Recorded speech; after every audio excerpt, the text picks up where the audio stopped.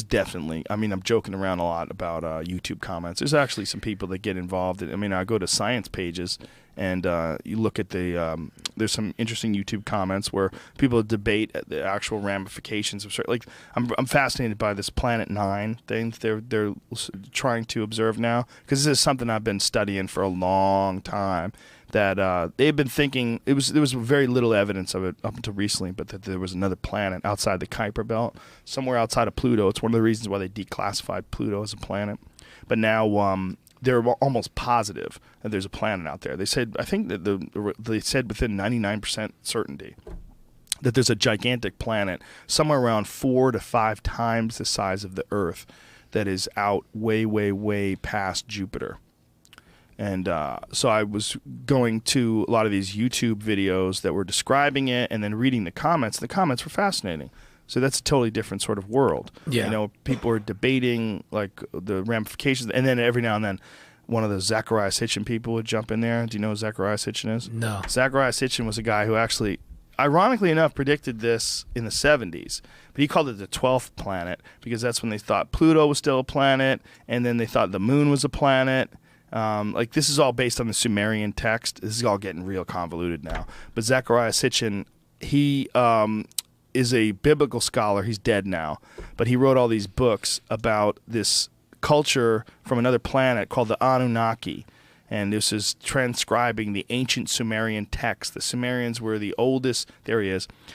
See that thing that he's holding up in front of him? That is a piece of Sumerian art that depicts these that looks like some fucking Transformers shit. Well, it does, right? Well, what's interesting is you see that star. You see the star, the sun with all the planets? That is our solar system. It's not just our solar system. That is all the planets in all the right sizes, which is kind of fucking crazy. Wow. Yeah, and this was 6,000 years ago when a lot of people didn't even think that they thought the world was flat, right? But it also depicted this orbit, is what they believe is one of the things that the Sumerian texts describe, is this elliptical orbit of this planet called Nibiru. And this planet is in the outside edge of our solar system. It comes between Mars and Jupiter.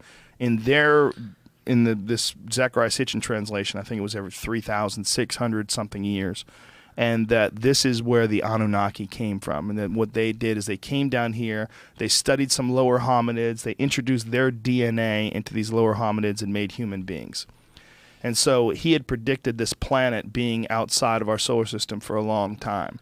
It's different. And it's there. Yeah, it is there. Do we know what's on this planet? Well, the orbit is different. The size of the orbit is different compared to what he described.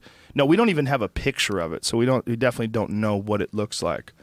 But the Anunnaki, as described by Zecharia Sitchin, is the same thing as in the biblical term of the Elohim. Like, there's also different descriptions of these giants that came from somewhere else. Like those, I think the description of Anunnaki, what it means is those from heaven to earth came. And the idea is that these advanced beings came down here and genetically engineered human beings. It's widely discredited by other scholars of ancient Babylonian and Sumerian culture, but fun as shit to pretend and read and wonder, well, what if he's right, man? But see, when you do look at some of the stuff, though, you go, okay, well, how did they know about the solar system? How did they know about all those planets? Not only that, they had the caduceus, the caduceus, the symbol for medicine. It's also the double helix of DNA, and that's what he believes it represented. He believes that that caduceus symbol that they had represents DNA, and that's what the ancient Sumerian people were trying to describe when they carved these things into clay tablets.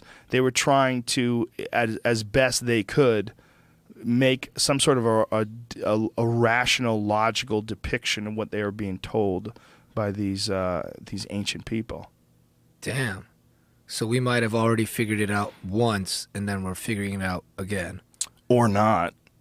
Or there's just a giant... Or they just have decorations that look like DNA. See, there's the double helix. See, you look at the double helix of DNA, and then you look at the caduceus, where this intertwined... You see the top one with the two eagles? If I was 6,000 years old, man, and I was gonna design some shit with I mean, snakes, I mean, 6,000 years ago. Yeah. Yeah. I mean, it would kind of look like that. Well, but it does look like a double helix of DNA. I mean, it's very, very similar. But it also looks like a guy was just like trying to decorate with two snakes. Totally. Doing the tango. But why does it represent medicine? And why does it still represent medicine today? That caduceus, that symbol, still represents medicine today. True. It's that one I'm having trouble explaining. There's some weird shit. There's also some weird shit in terms of some of the imagery that they had of the solar system one is one of the most telling because it's really bizarre that without a telescope they were able to draw a detailed image of the solar system. Like, how the fuck did they do that? How did they know that there was that many planets out there? How were they able to differentiate between stars and planets? How did they know the right number of planets? Yeah. Not only that, they also had a detailed depiction of the creation of the moon. They have two, scientists and astronomers, they have Earth 1 and Earth 2, meaning that Earth was a certain size and a certain shape in the beginning, and then it was hit by another planet. That's also in the ancient Sumerian depiction of how the universe was created, or how the solar system was created. There's a planet called Marduk and Tiamat, and Tiamat collided with Marduk or something like that. I forget exactly but essentially it's Earth 1 and Earth 2. It's the same model that actual astrologers or astronomers use today when they're describing the Earth. But he thinks these people from the other planet came here and created humans. He does. He thinks, well, he's dead. He did. He believed that that's what the ancient Sumerian text was trying to describe. But there's a whole website called sitchiniswrong.com, and sitchiniswrong.com is from other scholars who were tired of listening to all this, what they felt was nonsense. And they sort of laid out what they think is incorrect about his translations. But at the end of the day, put the translations aside, and you're looking at a 6,000-year-old depiction of the solar system. It's like, what the fuck is that? Not only that, there's these also depictions of these enormous people with these little monkey people sitting in their lap.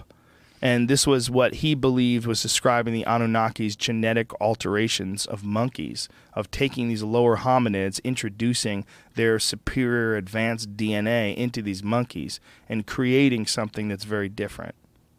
Do. I know we would do it. I'll tell you that. For fuck sure. Right? If we found another planet there was a bunch of dumb monkeys on, we did a detailed audit of the planet and found no higher animals, nothing that had a computer. We would drop our seeds. Fuck yeah. I mean, we're probably already looking for those places to just yeah, for sure. Dudes. At the very least, someone would fuck one of those things. Like Avatar, right? That was like one of the most realistic things about Avatar, that dude wanted to fuck one of those blue people. I would be scared to put my dick in a blue person. Yeah, you never know what's going on Yeah, there. I don't know, man. That shit probably burns through